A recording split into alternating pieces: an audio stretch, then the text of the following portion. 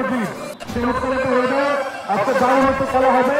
দুটি শক্তিশালী দল জয়পুর একাদশ বনাম বাংলাদেশের হায়দ্রাবাদ একাদশ।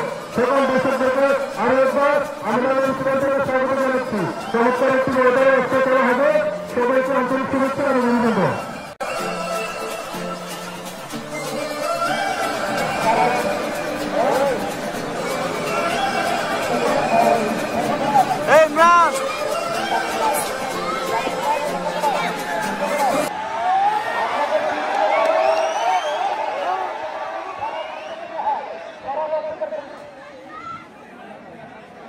আসসালামু আলাইকুম সবাইকে। এএফএম আব্দুল মোমেন স্মৃতি ফুটবল টুর্নামেন্টের বিগ ফাইনাল 2025 সালের গৌরীপুর ভার্সেস হায়দ্রাবাদের ম্যাচে স্বাগত জানাচ্ছি। দেখতেই পাচ্ছেন হাজার হাজার দর্শক, কী পরিমাণ দর্শক ঐতিহ্যবাহী আমিন আলী স্টেডিয়াম তিতাস নদীর পাড়ে উপস্থিত হয়েছে। দেখতেই পাচ্ছেন খেলা দেখতে একেবারে 30-40 হাজার দর্শক দেখতেই পাচ্ছেন। গাছে মাঠে উপরে যে যেখানে পারছে সেখানে বসেই খেলা দেখতেছে। দারুণ একটি আয়োজন ছিল আসলে।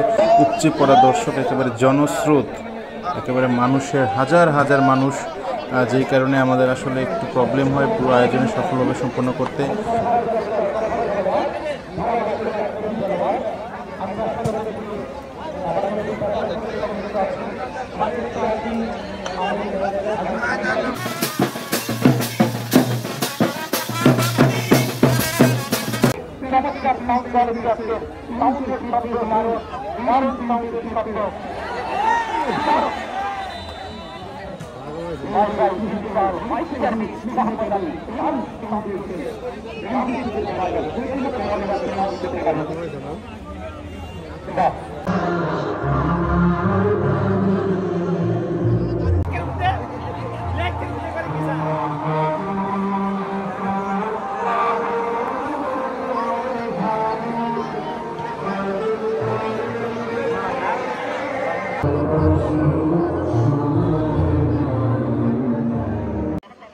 এই বছরের আয়োজন অনেক সফল। 2025 সালে আমাদের এই ফুটবল টুর্নামেন্টে একেবারে সফল, চমৎকার আয়োজন ছিল। একেবারে জাঁকজমকপূর্ণভাবে, অসাধারণভাবে আমরা বিশাল পরিসর আয়োজন করি। হাজার হাজার দর্শকের উপস্থিতিতে গ্র্যান্ড ফাইনালটি খুবই সুন্দরভাবে সম্পূর্ণ হয়। তারপরে একটু বিশৃঙ্খলা হয়েছিল মাঠে, আসলে এত মানুষের কন্ট্রোল রাখা যায় না। তারপর ইনশাল্লাহ 2026 সালে আয়োজন সফলতা কামনা করছি। আবারও দেখা হবে আপনাদের সাথে 2026 সালের এএফএম আব্দুল মোমেন স্মৃতি ফুটবল টুর্নামেন্টে। ধন্যবাদ সবাইকে।